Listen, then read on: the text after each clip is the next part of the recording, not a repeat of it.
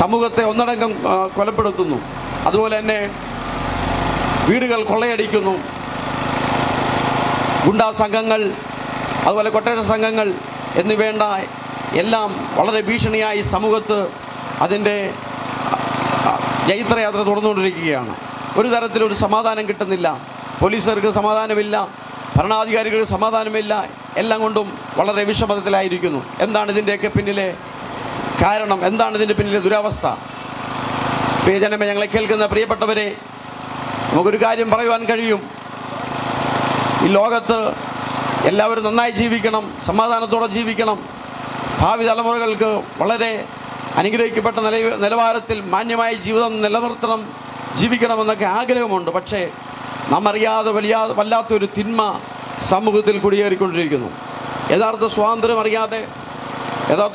അറിയാതെ വണ്ണം മദ്യത്തിൻ്റെയും മയക്കുമരുന്നിൻ്റെയും അത് ആധിക്യത്തിലും, അതുപോലെ തന്നെ രാഷ്ട്രീയത്തിൻ്റെയും മതത്തിൻ്റെയൊക്കെ വല്ലാത്ത വശംവദത്തിൽപ്പെട്ട് സകല മനുഷ്യർ നശിച്ചുകൊണ്ടിരിക്കുന്ന ഒരു അനുഭവത്തെ നമുക്ക് കാണാൻ കഴിയുന്നുണ്ട്.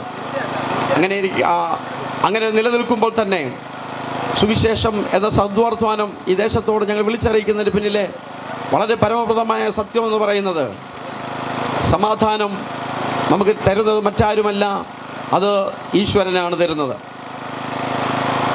മനുഷ്യനെ ലക്ഷ്യബോധത്തിലേക്ക് എത്തിക്കുന്നത് മറ്റാരുമല്ല, നമ്മെ സൃഷ്ടിച്ച ഈശ്വരൻ തന്നെയാണ്. ഈശ്വരബോധം നമ്മുടെ ഹൃദയത്തിലുണ്ടാകുമ്പോൾ മാത്രമാണ് ഒരു മനുഷ്യൻ യഥാർത്ഥ ലക്ഷ്യത്തിലേക്ക് സമൂഹത്തിനും ഒരു മനുഷ്യ സമൂഹത്തിനും ഒരു വ്യക്തിക്ക് മുന്നേറുവാൻ കഴിയത്തുള്ളൂ. ആകയാൽ എന്നെ കേൾക്കുന്ന പ്രിയപ്പെട്ടവരെ, തിരുവചന സന്ദേശത്തിൽ കൂടെ ഒരു വചനം വായിക്കുകയാണ്. ഇപ്രകാരമാണ്. ഗലാത്യർക്ക് ലേഖനം 5:1 പറയുന്നു, സ്വാതന്ത്ര്യം ക്രിസ്തു നമ്മെ സ്വതന്ത്രരാക്കി, പിന്നെയും അടിമത്തത്തിൽ കുടുങ്ങിപ്പോകരുത്. യഥാർത്ഥ സ്വാതന്ത്ര്യം നമുക്ക് ലഭിക്കുന്നത് നമ്മുടെ സർവശക്തനായ ദൈവത്തിൽ കൂടെയാണ്.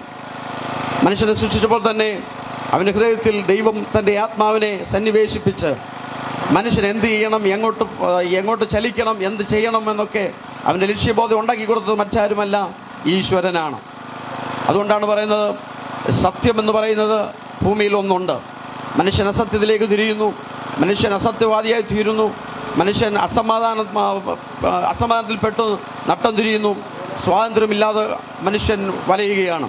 അങ്ങനെയെങ്കിൽ നിശ്ചയമായി ഞങ്ങൾക്ക് ഒന്ന് പറയുവാൻ കഴിയും, ഞങ്ങളുടെ ചുറ്റുപാട് നിൽക്കുന്ന ഞങ്ങൾ ഉൾപ്പെടെ സകലരും ഒരു കാലത്ത് മദ്യത്തിൻ്റെയും മയക്കുമരുന്നിൻ്റെയും മറ്റ് പ്രശ്നങ്ങൾ നിമിത്തവും നട്ടം തിരിയുന്നവരായിരുന്നു. പലരും ജയിലുകളിലും, പലരും പല വിഷയങ്ങളിൽപ്പെട്ട് തകർന്നവരായിരുന്നു. പക്ഷെ ജീവിതത്തിൽ അർത്ഥം നൽകിയത്, ജീവിതത്തിൽ സമാധാനം നൽകിയത് മറ്റാരുമായിരുന്നില്ല, സർവശക്തിയുള്ള ദൈവമായിരുന്നു. അത് മറ്റാരുമല്ല, കർത്താവ് യേശു ക്രിസ്തു. വചനം പറയുന്നു, മറ്റൊരു രക്ഷയില്ല, നാം രക്ഷിക്കപ്പെടുവാൻ മനുഷ്യരുടെ ഇടയിൽ നൽകപ്പെട്ട വേറെ ഒരു നാമവുമില്ല.